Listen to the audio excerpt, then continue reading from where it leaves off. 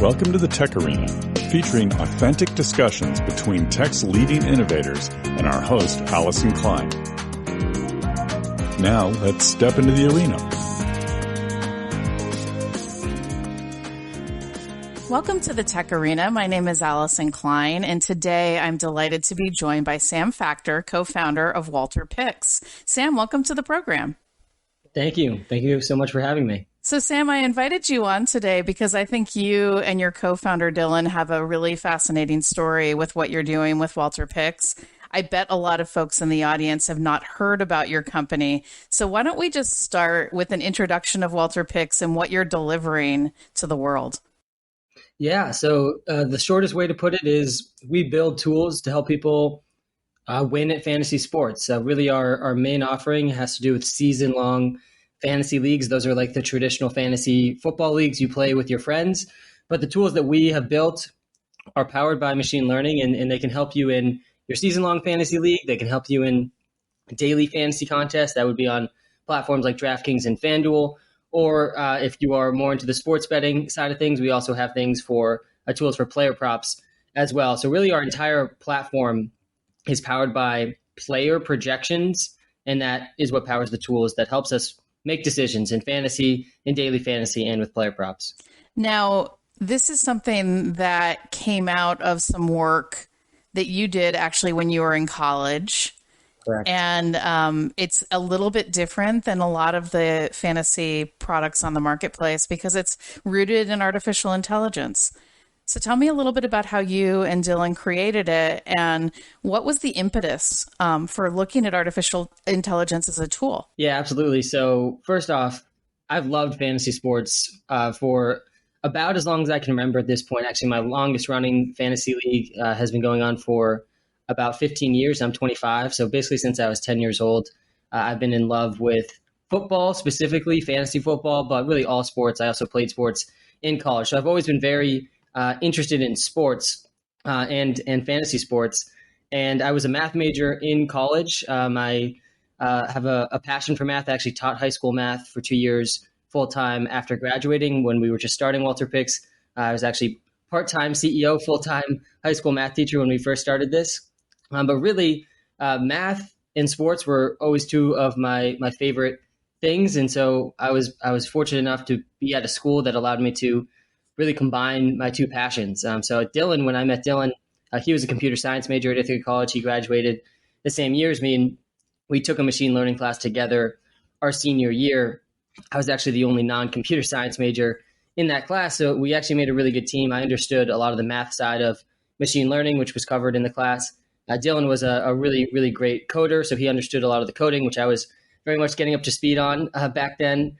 So we made a good team in that sense. But Dylan had actually never really watched much football. He had never played fantasy football, so he was still sort of learning the ins and outs of that. Now he's a very passionate fantasy football fan. He actually won one of my fantasy leagues last year. But that's sort of where my two passions collided, is that machine learning class where I was allowed to build a machine learning model with Dylan as our final project that kind of went on throughout the whole course. At that time, it was actually just a model to predict running back fantasy football points. So very, very narrowed down. Obviously, now that we have our app and our entire product that powers all player projections for all positions in all teams, and actually multiple sports now as well. But we started very small, and once we figured out how to do it well for that specific category, we sort of expanded out from there with a similar process. Let's go under the covers a little bit. What are the parameters that you identified for that particular challenge, running back points, and what kind of data size did you use to train your model? Yeah, so the data size, really the thing I like to really focus on the most, or at least start out with when talking about machine learning, because I think it can get lost in a lot of the headlines, is the data is by far the most important thing. So we started with just a basic linear regression model, which you can actually sort of build without machine learning. Now it's a much more complex sort of mix between a random forest model and a linear regression model. But the data is always going to be the most important thing. If there is bad data in any model, no matter if it's the most complex machine learning model you can find, it's not going to output useful things. So that was the bulk of the project, was figuring out what is the best data to try to run this model with. That's what was the bulk of the work I did in the class. And ultimately in sports, and definitely in football, it's very high variance, right? There's a lot of random things that can happen. If you're watching a football game, even just last week, there was one catch that was ruled a catch and a touchdown that was worth 8 fantasy points. It was reviewed and overturned, called not a touchdown, very controversial call that changed the outcome of the game too. So maybe change the outcome of whether you won or lost your sports bet, whether you won or lost your fantasy game, and very arbitrary type of decision. There's a lot of those types of moments across sports games. So it's a very high variance thing to try to project, which is part of the reason I found it so exciting. Because when we were in a machine learning class, a lot of what you do, you project things really, really accurately. Like you can teach computers how to read. If the iPhone, you can highlight text from photos now. That's machine learning. But in sports, maybe you have 25%, 30%, 35% accuracy, and that's really good. So one of the interesting things for us was we were trying to compare ourselves to other projections out there as a good benchmark rather than just the usual R-squared metric you might use in a stats class. But really the stats that matter the most for football is how much you're touching the ball. And that sort of intuitively makes sense. The guys that touch the ball more have a better chance to score more points. And the guys that touch the ball the least have a chance they never really have a chance to score points. And so we're ultimately trying to predict volume first, just the sheer opportunity someone has, and then efficiency after that. But the opportunity is the most important thing. And the interesting piece about that is most players don't touch the ball, right? There's hundreds of players in the NFL. So if you just dumped all of the game logs from every game, which is the very first thing we did, we took basically all of every single stat for every single player, that offense, defense, punters. I mean, there's players that are on NFL teams that never actually step on an NFL field. There's actually a lot of those players on the practice squad and things. So if you took the whole data set, I think that started with going back to around 2000, and this was back in 2018 or 2019. So about 19 years worth of game logs for every single game, every single player is hundreds of millions of data points. But maybe 90 million of those were worthless, right? They're all sort of just zeros because most players, again, don't touch the ball. Most players also aren't relevant for fantasy football specifically.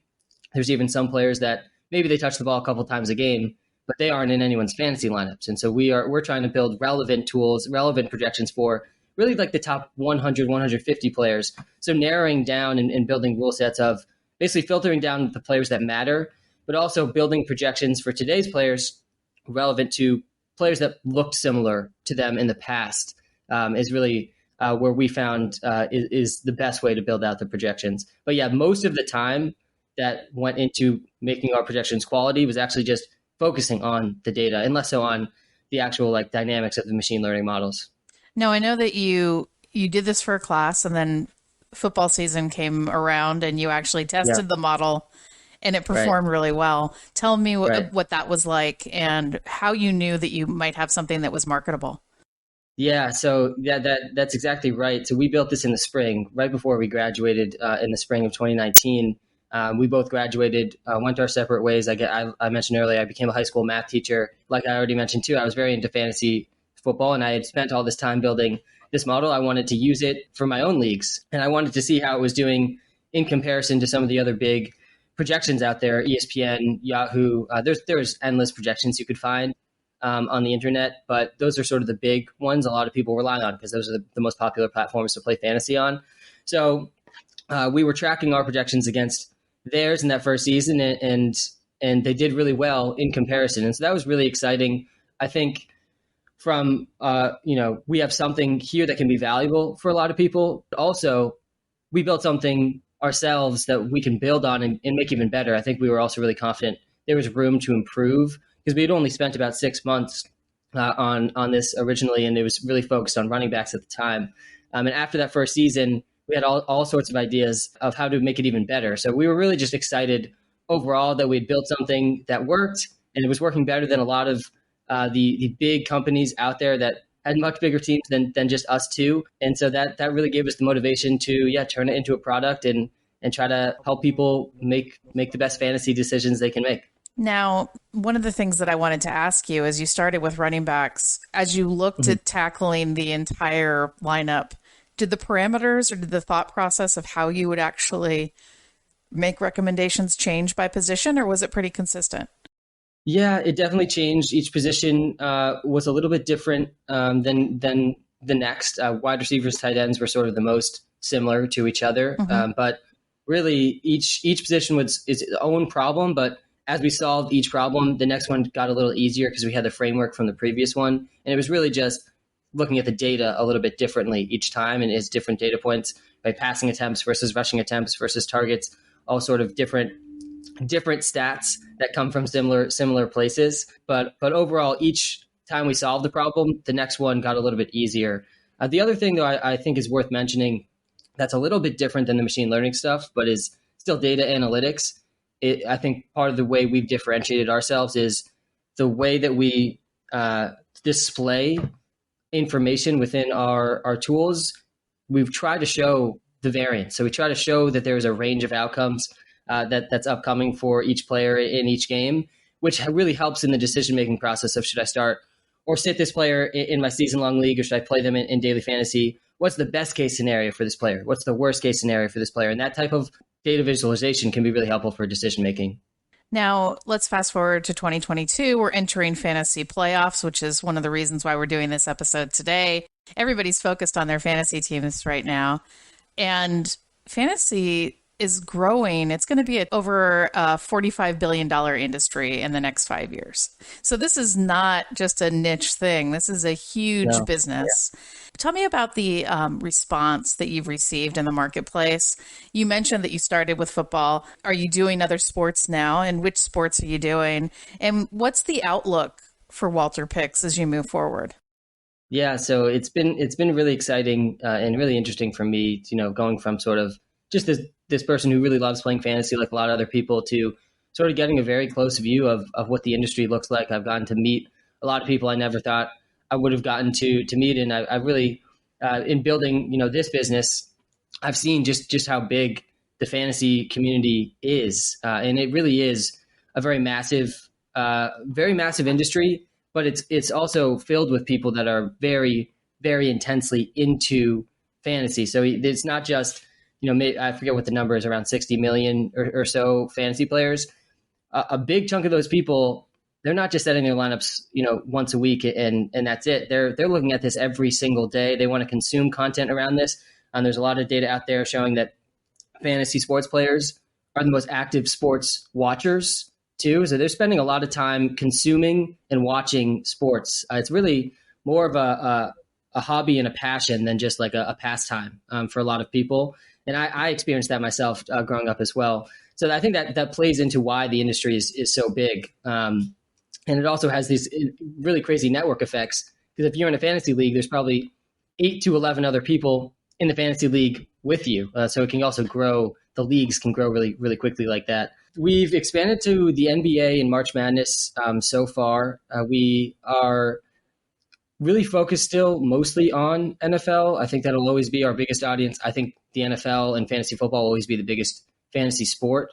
Part of the reason I think that is just the weekly cadence of the NFL works very well for people, where the NBA is every single night. Most sports are basically every night. So you have to set your lineups basically every night in other fantasy sports. But we are definitely looking forward to expanding to more sports, sort of what I was saying a little bit earlier. As we solve the problem for one sport, the next one gets a little bit easier, even though each one is definitely a little bit different. So I think we will continue to expand to more sports, but we will never lose sight of improving what we've already built for the NFL and NBA as well. And sort of where the future is for us, we're going to keep building tools to help people with their fantasy decisions. We have so many different things that are already on our roadmap to build, but really, like, even outside of our current product, we like long term, we're just going to keep building products that help our audience. We have a really fast growing audience on the content side too. We haven't touched much on this, but I actually was a writer in the fantasy industry before my junior year of college. Actually, I began writing for a couple different sites. I eventually got paid for my writings, though. I put paid in air quotes usually because it was paid less than it was a per article rate. So I think it was actually less than like $3 an hour that I was getting paid. But I loved fantasy sports. I liked writing about it. And I still create content about sports. And that's been a big success of our business as well. We have almost 1 million total unique followers across our different social media accounts today. And we started from 0 followers across all of our social media accounts about 2.5 years ago. So that's been a big success for us as well, and definitely will continue to be a focal point for us. One of the biggest things in this industry that people are struggling with, especially when you get out to sports betting, is retaining people on your platforms and on your products. The sports betting industry specifically, they're spending way too much money to acquire users. Most of them are losing money every single month in hopes of being profitable sometime in the distant future. They just want people on their platforms. But part of that working is retaining the people that you're acquiring. And a big piece of that is actually content and having an actual relationship with your audience. And that's something that we've done really well. And so because we have this big audience, we'll continue to build new platforms, new products for them as well. That's fantastic. Sam, one final question for you. Where can I send people that are listening to get on WalterPicks and start utilizing your tools for their fantasy leagues? Yeah, so we're a mobile app. We're on the iOS and Android app store. We've been very focused on mobile. I feel that could be its own podcast in itself from a tech standpoint of sort of where the sports industry, fantasy industry was all online, all on website. It originally started on paper and pen, and now it's almost all on your phone, especially for the younger generation. So yeah, you can find us on the iOS and Android app store, just WalterPicks. Completely free to download our app. You can use most of the tools for 100% free. There are some premium subscriptions in the app. That is how we monetize, but those are totally optional, and they do come with a 7-day free trial as well. Fantastic. Thank you so much for being with us today, Sam. Thank you, Allyson. Thanks for joining the TechArena. Subscribe and engage at our website, thetecharena.net. All content is copyright by the TechArena.